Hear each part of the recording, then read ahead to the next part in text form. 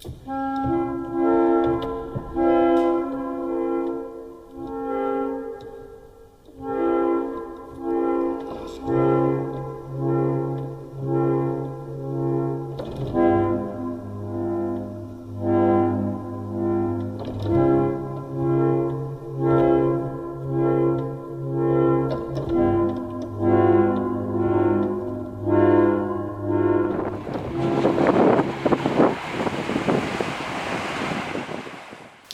knew by that point that I was going to be deployed. A painstaking, complex investigation. Extreme weather, a massive crash site, and still a scene of horrific devastation. And my job role was to supervise other detectives and investigate serious crime. And part of the job role as a detective sergeant was to attend scenes of deaths which were considered to be not from natural causes. The day of the incident, early afternoon, saw on the police incident log that there was a serious incident, an accident had occurred, and then picked up the initial footage on local news. Good afternoon. A Hawker Hunter plane has crashed at the Airshow in... It's a very odd mix of feelings. A sinking feeling that you're, what you are going to be doing, because I'd been in death investigation for quite some time. I'd had description of the scene to me, so I knew what was going to be coming into the mortuary. It's very odd feelings. I was part of the temporary mortuary team.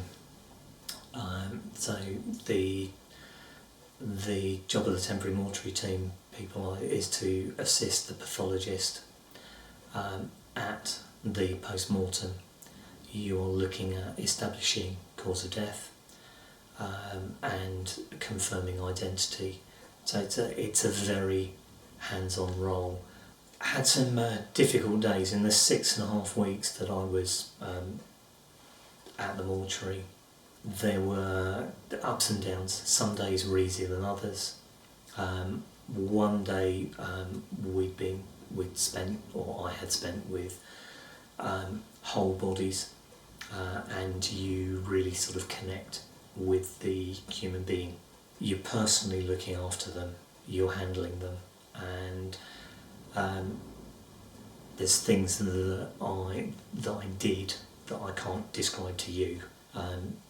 It didn't help that when the whole team had come straight from the mortuary, we stank.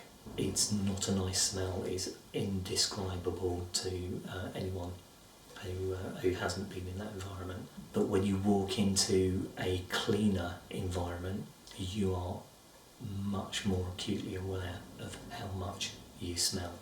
So when I got home, I threw all my clothes in the washing machine directly I got in, and threw myself in the shower. Short term, it was a problem changing over back to my normal routine. So it was a difficult transition to do. Eventually, after a couple of weeks, I said to my boss that I wasn't handling it very well, and I was given some counselling sessions away from the police service, and I was taken off death investigation for a period of 3 months, and it was that really helped in sort of making the transition back to my day-to-day life. But after 7 weeks of just dealing with death and then coming back and dealing with more death, it was a little bit difficult. I have got a very understanding family. I know that I do censor what I tell my family, and I get them used to the things that I deal with, and they never really find out the full extent of what I do. There was some difficult bits. I went to a family barbecue, and normally I'd have been helping with the cooking and that sort of thing, and I just I couldn't go anywhere near the barbecue. I'm fairly self-aware, so I know when things are affecting me, I know when things are going wrong. So I was able, within a couple of weeks, to say I'm not right, and I need a bit of time, and I need some help. And I know other people probably are not in the same situation.